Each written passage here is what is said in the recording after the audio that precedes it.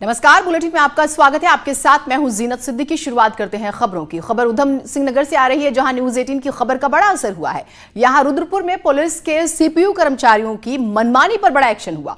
CPU के एक दारोगा और 2 अन्य सिपाहियों को सस्पेंड कर दिया गया। कुल मिलाकर 3 लोगों को सस्पेंड किया गया है। CPU sub inspector Ram Parveen को सस्पेंड किया गया है। इसके अलावा सिपाही वीरेंद्र चौहान और जगदीश जोशी को भी सस्पेंड किया गया। ये आपको बता दें, इन आरोपी पुलिस वालों ने एक युवक के माथे में चाबी घोंप दी थी। तस्वीरें देखिए, कितनी बर्बरता है। न्यूज 18 ने इस खबर को प्रमुखता से दिखाया, उसके बाद इसका असर हुआ है। तो ये बड़ी खबर, तस्वीरें एक पल के लिए आपको विचलित भी कर सकती हैं कि कोई ऐसा कैसे कर सकता है।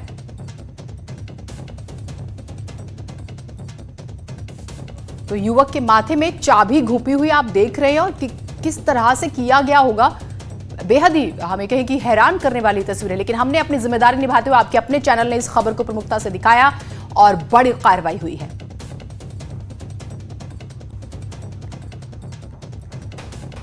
तो तस्वीरें आपको लगातार दिखा रहे हैं।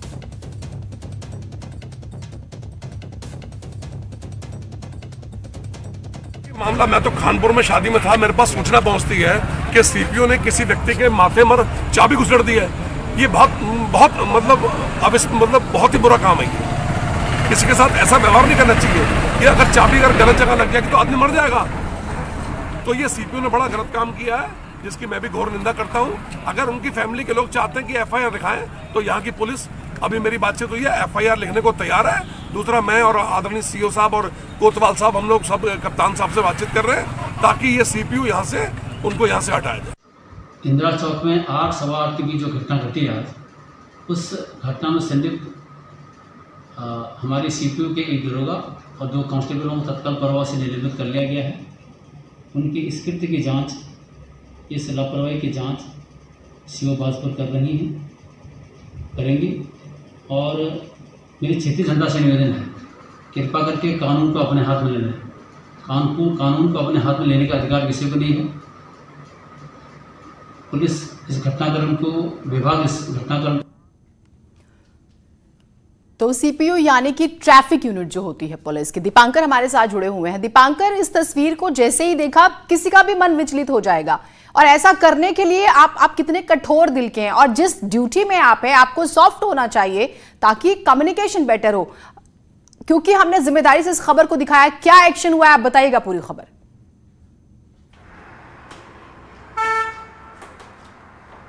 जीनत, अभी तक इसमें 3 पुलिस वाले सस्पेंड किए गए जो सीपीयू में थे, एक दरोगा और 2 वहां पर सीपीयू के जो कांस्टेबल थे। मैं इस वक्त पुलिस मुख्यालय के बाहर खड़ा हूं और इनका जो वाक्य है वो है मित्रता, सेवा, सुरक्षा। तो कल जो वाकया हुआ उसमें ना तो मित्रता दिखी, ना सेवा दिखी और ना सुरक्षा दिखी। और अब सबसे बड़ी बात यह है कि सस्पेंशन आपने भले ही कर दिया हो, अब इसके बाद जो सीओ बाजपुर इस पर विभागीय जांच करेंगी, और क्या विभागीय जांच के बाद इन तीनों पर और बड़ी कार्रवाई होगी, सबसे बड़ा सवाल ये। दूसरी बात ये कि आप सिटी पेट्रोलिंग यूनिट है, यानी जो बड़े शहर है वहां पर किस तरीके से पेट्रोलिंग होनी है, वहां ट्रैफिक व्यवस्था किस तरीके से बनानी है, वहां अचानक से अगर कोई हादसा होता है तो आपको वहां पर पहुंचना है। लेकिन जीनत, जो प्रैक्टिकल बात है जो हमने फेस की है वो ये है कि इनको देख के खौफ इंसान के मन में होता है। अगर नीली वर्दी वाले आपको कहीं पे दिख गए तो आप ये कोशिश करेंगे कि इनसे किसी तरीके से बचा जाए। और जो कल रुद्रपुर में हुआ है ये विभत्स है, घिनौना है, और ये बदमाशी है, बदतमीजी है। क्योंकि आप अगर किसी को इस तरीके से किसी के माथे पर चाबी घोंप देंगे तो इसका क्या पब्लिक आपसे किस तरीके की सुरक्षा चाहेगी, और कैसी मित्र पुलिस। इससे बेहतर है कि मित्र अगर ऐसे हैं तो फिर दुश्मन कैसे होते हैं। दीपांकर, उससे भी ज्यादा बात, दीपांकर उससे भी ज्यादा बॉडी के बहुत से पार्ट सेंसिटिव होते हैं, और उस लिहाज से कहीं खुदा ना खास्ता गलत लग गई, आप देखिए आंखों से थोड़ा ऊपर है, आंख जा सकती है, जान जा सकती है। और अगर हम ये कहें कि आपको सॉफ्ट होना चाहिए, कम्युनिकेशन फ्रेंडली होना चाहिए, जिस जिम्मेदारी पर आप हैं, और आप इतने ब्रूटल हैं। और सही बात है, ये देख के मतलब अजीब सी एक घिन सी आ रही है कि कोई ऐसा कैसे कर सकता है।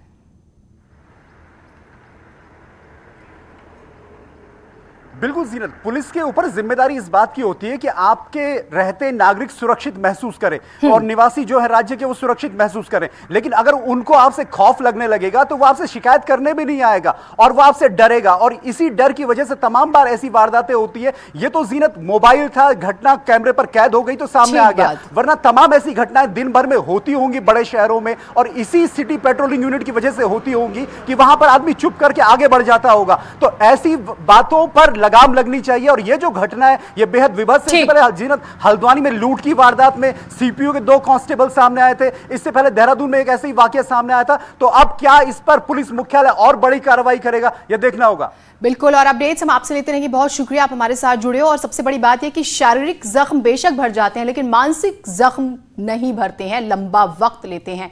और जो घटना घटी है वो बेहद ही ज्यादा विचलित करने वाली है। उत्तरकाशी के यमुनोत्री क्षेत्र में हुई भारी बारिश से यमुना के शीतकालीन प्रवास खुशीमठ का हम जिक्र करेंगे, यानी कि खरसाली में बने यमुना मंदिर के प्रांगण में एक हिस्से में भूस्खलन होने लगा है, जिससे मंदिर प्रांगण सहित मंदिर की बुनियाद भी खतरे की जद में आ गई है। आशंका जो है जताई जा रही है। यमुनोत्री मंदिर के सचिव एवं तीर्थ पुरोहित कृतेश्वर उनियाल के मुताबिक अगर समय रहते इस भूस्खलन क्षेत्र का ठीक से ट्रीटमेंट नहीं किया गया तो मंदिर की नींव को भी खतरा पैदा हो सकता है। उधर पिथौरागढ़ की मुंसियारी और बंगापानी तहसील में जमकर तांडव हुआ। हालात ये हैं कि अब तक सैकड़ों घर जमींदोज हो गए हैं। बड़े बड़े पुलों का नामो निशान नजर नहीं आ रहा है, सड़कों का कोई अता पता नहीं है। 20 से ज्यादा लोग आसमानी तांडव की भेंट चढ़ चुके हैं। चीन सीमा पर बसा धापा गांव तो पूरी तरह से खत्म होने की कगार पर है।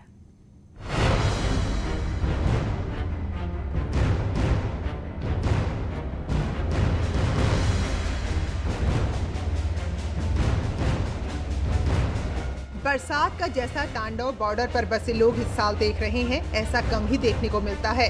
हालात इतने भयानक हो चुके हैं कि नाचनी से बरम तक का पूरा इलाका तहस नहस नजर आ रहा है।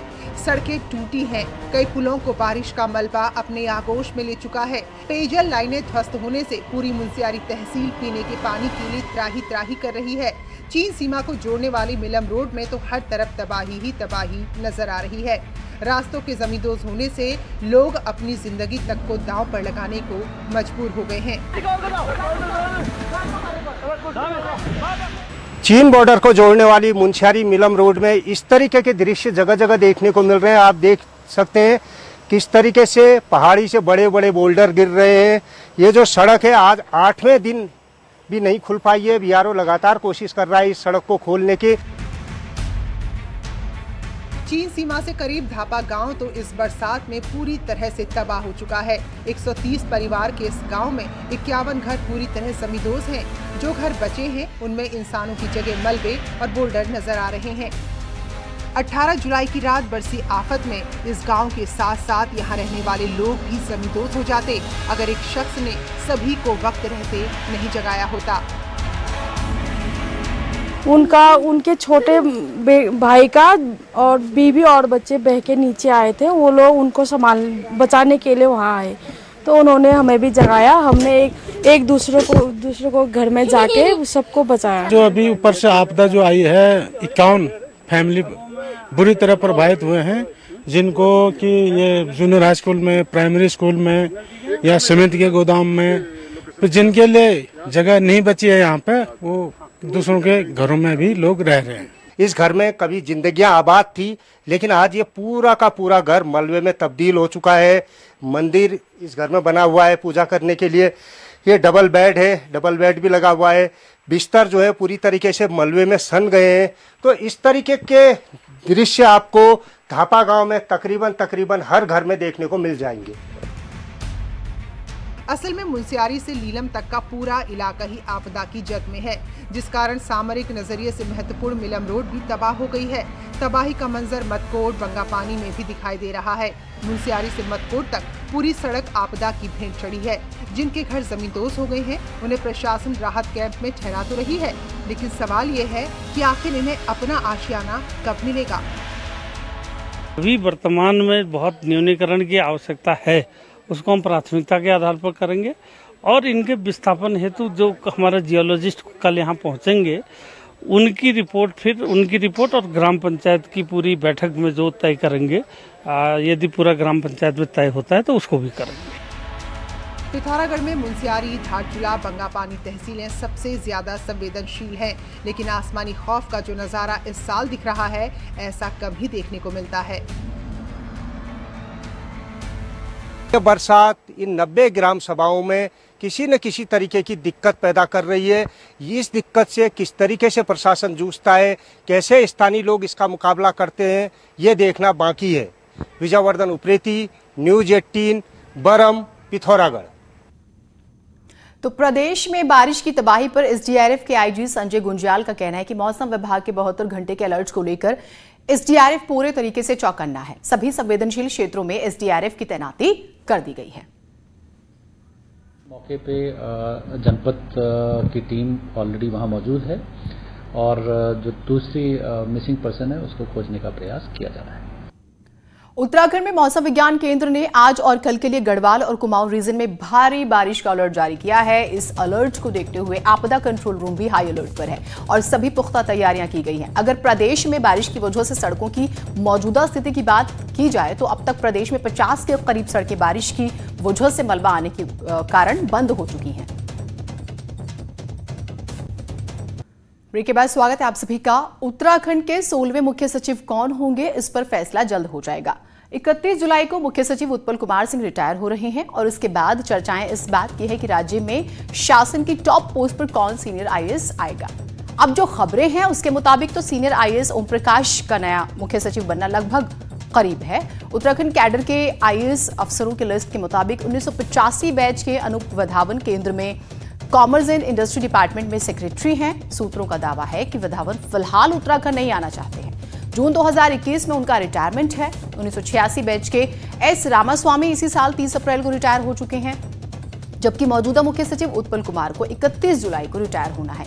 इसके बाद जिन दो आईएएस अफसरों का नंबर है वो दोनों उत्तराखंड शासन में अपर मुख्य सचिव है ही। इनमें 1987 बैच के ओम प्रकाश और 1988 बैच की राधा रतूड़ी है।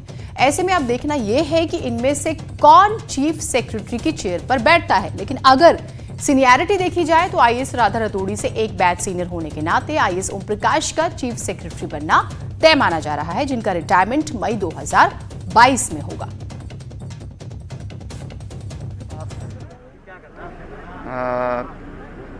दो और अपर मुख्य सचिव हैं जो उसकी योग्यता धारण करते हैं, तो किसी का भी अभी हम लोग निर्णय लेंगे।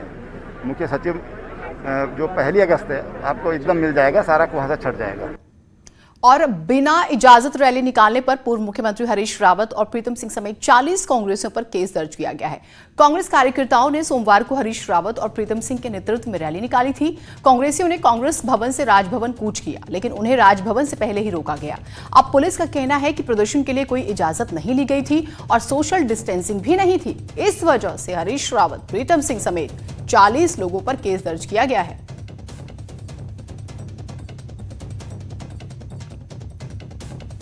ये बिना अनुमति के जो आज धरना प्रदर्शन किया गया है, इसको लेकर के लीगल कार्रवाई करने के डायरेक्शंस दिए गए हैं। जो कोरोना का इस समय फेज चल रहा है उसमें जो भी लोग इस तरह लॉ वायलेट कर रहे हैं जिससे संक्रमण फैल सकता है, उसको लेकर हम लोग लगातार कार्रवाई कर रहे हैं। और जहाँ भी इस तरह की बातें आ रही हैं, जहाँ पर लोग बड़े स्तर पर इकट्ठा हो रहे हैं, बिना अनुमति के जुलूस धरना प्रदर्शन कर रहे हैं, और वहाँ पर जो भी लीगल कार्रवाई पुलिस स्तर से अपेक्षित है हम लोग लगातार कर रहे हैं। बीजेपी के राष्ट्रीय मीडिया प्रभारी और राज्यसभा सांसद अनिल बलूनी ने प्रियंका गांधी को घर पर बुलाने के लिए शुक्रिया कहा। साथ ही कहा है कि वो कैंसर की बीमारी से ठीक हुए और डॉक्टर्स ने उन्हें घर पर ही रहने की सलाह दी है। इस वजह से वो प्रियंका के बुलावे पर नहीं आ सकते। साथ ही अनिल बलूनी ने प्रियंका गांधी को अब न्योता दिया है और अनिल बलूनी को वही बंगला दिया जा रहा है जो अब तक प्रियंका गांधी के पास था। इसी वजह से अब प्रियंका क्योंकि खाली करने वाली है तो उन्होंने अनिल बलूनी को जो है एक चाय पर निमंत्रण दिया था। तो बलूनी ने प्रियंका के 35 लोधी स्टेट के इस घर में सपरिवार आमंत्रित उन्होंने किया था और प्रियंका को पहाड़ी खाना जिसमें मंडुवे की रोटी, झंगोरे की खीर, पहाड़ी रायता, भटकी चटकनी खिलाने की बात भी उन्होंने कही है, क्योंकि अनिल बलूनी ने कहा कि वो तो नहीं जा सकते, चलिए आप ही आइए, और इस तरह से उनका सादर सत्कार किया जाएगा। साथ ही प्रियंका को शुक्रिया अदा किया।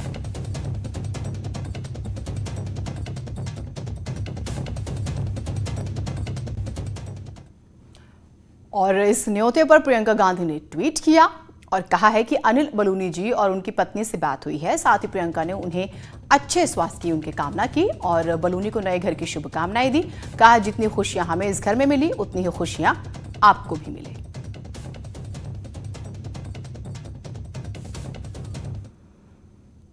चलिए, ये तो हुई कुछ हमें कहीं की अच्छी सी खबरों की बात है। Uttarakhand high court chief justice Ramesh Ranganathan सोमवार को रिटायर हो गए। नैनीताल हाईकोर्ट में उनको सादे समारोह में विदाई दी गई क्योंकि कोरोना काल चल रहा है। हालांकि कोरोना की वजह से कार्यक्रम को इतना छोटा रखा गया कि इसमें आने की इजाजत कुछ खास लोगों को ही मिली थी।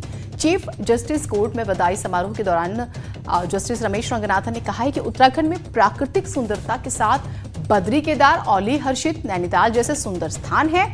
इसके साथ ही चीफ जस्टिस रमेश रंगनाथन ने कहा कि कोरोना काल में अधिवक्ताओं व कोर्ट के लिए काम करना बड़ी चुनौती हो जाती है। देहरादून के नारी निकेतन से फरार हुई बालिका के साथ हुए रेप मामले में पुलिस ने एक आरोपी को गिरफ्तार किया है। पुलिस के मुताबिक बालिका कुछ दिन पहले बिहार से देहरादून पहुंची थी, जिसको कोतवाली पुलिस ने नाबालिग होने की वजह से निकेतन क्वारंटीन के लिए भेज दिया, लेकिन बालिका मौका देकर भाग गई। शिकायत पुलिस से की गई, बालिका की ढूंढ खोज की गई। 2 दिनों के बाद हर्रावाला रेलवे स्टेशन के पास वो मिलती है। बालिका ने पुलिस को इन 2 दिनों की कहानी बताई, जिसमें बालिका ने अपने साथ किसी अनजान युवक द्वारा रेप करने की बात भी बताई है। वहाँ से उसको रिकवर किया गया है और इसमें जो जब इसकी बरामदगी हुई है उसके बाद इसने जो बताया है कि इसके साथ रेप की घटना हुई थी, उसमें जो लोग इन्वॉल्व थे उनको आइडेंटिफाई किया गया है और उसमें जो लीगल कार्रवाई वो की जा रही है। रामनगर से हल्द्वानी जाने वाले रास्ते में गुलदार देखा गया है। ये गुलदार नए पुल और गुलर सिद्ध मंदिर के बीच में दिखाई दिया है और इसके बाद इस रूट में चलने वाले लोगों में डर का माहौल है। वन विभाग ने मॉर्निंग और इवनिंग वॉक पर जाने वालों को कहा है कि आप थोड़ा सतर्क रहिए। ये वीडियो सोमवार रात 8:30 बजे का बताया जा रहा है जो सामने आ रहा है। आप देख रहे हैं गुलदार को आराम से चहलकदमी करता हुआ नजर आ रहा है। लेकिन हाँ, जो लोग यहाँ से सफर करते हैं वो नॉर्मल व्हीकल के जरिए भी या फिर पैदल वॉक अगर हमें कहें कि मॉर्निंग इवनिंग, तो उन्हें अलर्ट जरूर कर दिया गया है।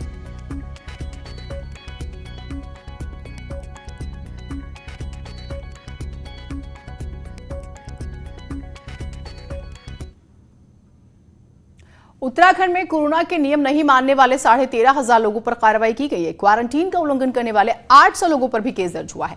इसके अलावा अफवाह फैलाने वाले करीब 211 लोगों पर केस दर्ज हुए हैं। तो वहीं बिना मास्क घूमने वाले लोगों के अगर हम बात करें 1,38,000 चालान काटे गए हैं। इस पूरी कार्रवाई से पुलिस को 9 करोड़ का राजस्व भी मिला है। मास्क पहनना, सोशल डिस्टेंसिंग बनाए रखना बहुत जरूरी है और उसका इसलिए हम कड़ाई से अनुपालन करा रहे हैं। अभी तक प्रदेश में 1,38,000 लोगों पर मास्क नहीं पहनने पर कार्रवाई हुई है। कोरोना के लिए नैनीताल और अल्मोड़ा के प्रभारी मंत्री यशपाल आर्य ने काठगोदाम में नैनीताल जिले के अधिकारियों की बैठक ली। इस दौरान आर्य ने कोरोना से निपटने के लिए किए जा रहे उपायों पर जिले के प्रशासनिक अधिकारियों के साथ ही स्वास्थ्य अधिकारियों से भी रिपोर्ट मांगी। आर्य ने अधिकारियों को निर्देश दिए हैं कि कॉन्टेक्ट ट्रेसिंग और ट्रेसिंग की सुविधा को बढ़ाया जाए ताकि कोरोना की रोकथाम की जा सके। सकारात्मक संदेश दिया जाना चाहिए। हमारी कोशिश होनी चाहिए कि हम बेस्ट करें, बेहतर करें। इसके लिए मैंने अधिकारी से कहा है, कहीं पर कोई खामी है, कमी है, उसको दुरुस्त करने के भी निर्देश दिए हैं। देहरादून की सुद्धोवाला जेल में 33 कैदियों में कोरोना संक्रमण के बाद अब अस्थायी जेल की व्यवस्था की जा रही है। प्रशासन ने महिला पॉलिटेक्निक में कैदियों को रखने की व्यवस्था बनाई है। इस अस्थायी जेल में उन कैदियों को रखा जाएगा जो जेल में कोरोना पॉजिटिव कैदियों के साथ एक ही बैरक में रहते थे। साथ ही इस जेल में नए कैदियों को रखा जाएगा जिससे जेल के अन्य कैदियों में संक्रमण ना फैल सके। देहरादून की अगर हम बात करें, इस जेल में फिलहाल 1200 कैदी हैं। एक तरफ जहां जेल जो हमारी सुद्धोवाला जेल है उसमें कंजेशन कम होगा मेरे ख्याल से, और दूसरी तरफ जो भी कैदी हमारे अंडर ट्रायल या कन्विक्टेड कैदी कोरोना पॉजिटिव पाए जाते हैं उनका हम अलग से ठीक से उनको निगरानी भी कर सकेंगे और उनका इलाज भी हो सकेगा। और इसी के साथ इस बुलेटिन में इतना ही। नमस्कार।